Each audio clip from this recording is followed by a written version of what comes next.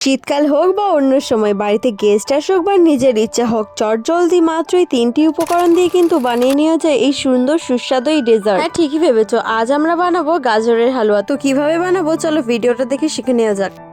প্রথমে এই হালুয়া বানানোর মেন ইনগ্রেডিয়েন্টস নিয়ে নেব, তা হচ্ছে গাজর। আমি এখানে মিডিয়াম সাইজের মোট 4টি গাজর নিয়েছি। তোমরা তোমাদের কোয়ান্টিটি অনুযায়ী গাজরের পরিমাণ বাড়াতে বা কমাতে অবশ্যই পারো। তোমরা চাইলে এখানে কিন্তু যে লাল গাজরগুলো হয় সেটাও ব্যবহার করতে পারো। শীতকালে গাজর কিন্তু সবার বাড়িতেই প্রায় অ্যাভেলেবেল থাকে এবং দামটা অনেকটাই কমে যায়, তাই শীতের দিনে এই ডেজার্ট হিসেবে এই খাবারটা খুবই সুন্দর। তো গাজরটাকে খুব ভালো করে প্রথমেই আমি ধুয়ে নিলাম। তারপর একে একে সমস্ত গাজরের সামনের এবং পিছনের অংশগুলো একটু করে কেটে বাদ দিয়ে দেবো। তো সামনের এবং পিছনের অংশগুলো একটু করে কেটে বাদ দেওয়া আমার কমপ্লিট হয়ে গিয়েছে। তোমরা চাইলে এবার এই গাজরের আঁশগুলো ছাড়িয়ে নিতে পারো একটু বটি বা ছুরির সাহায্যে। দেখো, হালুয়া বানাতে গেলে কিন্তু গাজরগুলোকে খুব সুন্দরভাবে মিহি মিহি করে কাটতে হবে। তো সেটার জন্য কিন্তু এই গ্রেটারটা আমি ইউজ করছি। তোমরা চাইলে এর বড় সাইজটাও ব্যবহার করতে পারো। আর যদি বাই এনি চান্স তোমাদের এই গ্রেটারটা না থাকে, তাহলে কিন্তু তোমরা একটা ঝালচিও ব্যবহার করতে পারো, যে সমস্ত গামলিতে অনেকগুলো ফুটো ফুটো থাকে ওইটা। বা তোমরা কিন্তু ছুরি বা বটির সাহায্যে খুব সুন্দরভাবে মিহি করেও কেটে নিতে পারো। তো একটু সময় নিয়ে যদি সুন্দরভাবে এই গাজরটা একবার কাটা হয়ে যায়, তাহলে কিন্তু এই হালুয়াটা বানাতে আর বেশি টাইম লাগবে না।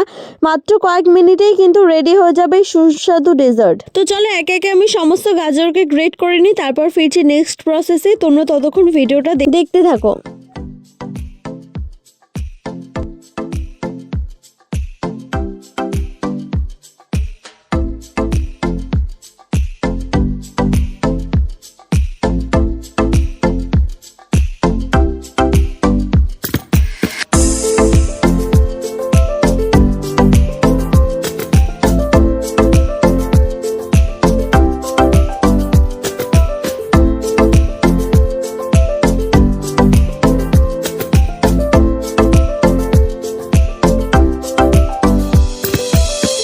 গাজর গ্রেট করার পরে মোটামুটি এক থালার মতো আমরা গাজর পেয়েছি। এবার নেক্সট প্রসেসের পালা। প্রথমেই দেখো আমি কড়াইটাকে গরম করতে বসিয়ে দিয়েছিলাম। তারপর 1.5 চামচের মতো ঘি দিয়ে নিয়েছি এবং ঘিটা গরম হওয়ার পরেই কিন্তু আমি সমস্ত গ্রেট করে রাখা গাজরগুলো দিয়ে দেবো কড়াইয়ের মধ্যে। তোমরা চাইলে এখানে ঘিয়ের পরিমাণ বাড়াতেই পারো। ঘি দিয়ে ভাজার ফলে সুগন্ধ এবং সুস্বাদু দুটোই বেড়ে যায়। তো আরও কয়েকটা ইনগ্রিডিয়েন্টস লাগছে, সেটা হলো চিনি, দুধ এবং কিছু ড্রাই ফ্রুটস। তো খুব ভালো করে ঘিয়েতে গাজরগুলো নাড়াচাড়ার পরে আমি দিয়ে দেবো কুচিয়ে রাখা ড্রাই ফ্রুটস।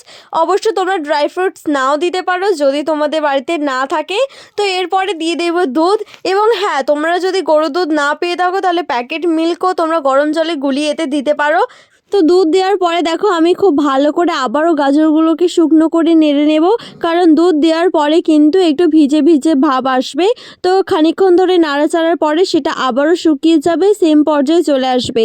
এবং খুব ভালো করে দুধটা মেশানোর পরে আমি দিয়ে দেবো স্বাদ অনুসারে চিনি। দেখো, চিনির পরিমাণটা তোমরা তোমাদের নিজেদের মতো দিও। তোমরা কতটা চিনি খেতে পছন্দ করো খাবারের মধ্যে সেই অনুসারে দিও, তবে হালুয়াতে একটু মিষ্টি বেশি হলেই ভালো লাগে। আর হ্যাঁ, ওপর থেকে অবশ্যই কয়েকটা এলাচ দিতে একদমই ভুলো না।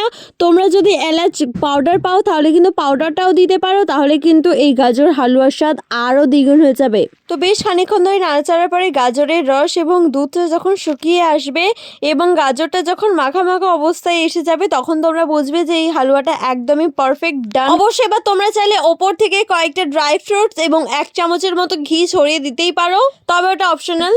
তো দেখো কত ফটাকসে তৈরি হয়ে গেলো আমাদের এই গাজরের হালুয়া। খেতে কিন্তু খুবই সুন্দর এবং মাত্র 3-4টে উপকরণের সাহায্যেই কিন্তু তৈরি হয়ে যাবে এই গাজরের হালুয়া। বাড়িতে কোনো গেস্ট আসুক বা নিজেদের মন খারাপের সময় এই ডেজার্টটা তোমরা চটজলদি বানিয়ে নিতে পারবে নিজেরা। রেসিপিটি যদি ভালো লেগে থাকে অবশ্যই একটি লাইক করে দিও এবং চ্যানেলে নতুন হলে সাবস্ক্রাইব করে দিও মায়ের হাতে রান্নাবান্না চ্যানেলটি, এরকম আরও নিত্য নতুন রেসিপি দেখার জন্য। আজকে ভিডিওটা এই পর্যন্ত, ফিরছি নেক্সট একটা ইন্টারেস্টিং রেসিপি ভিডিও নিয়ে।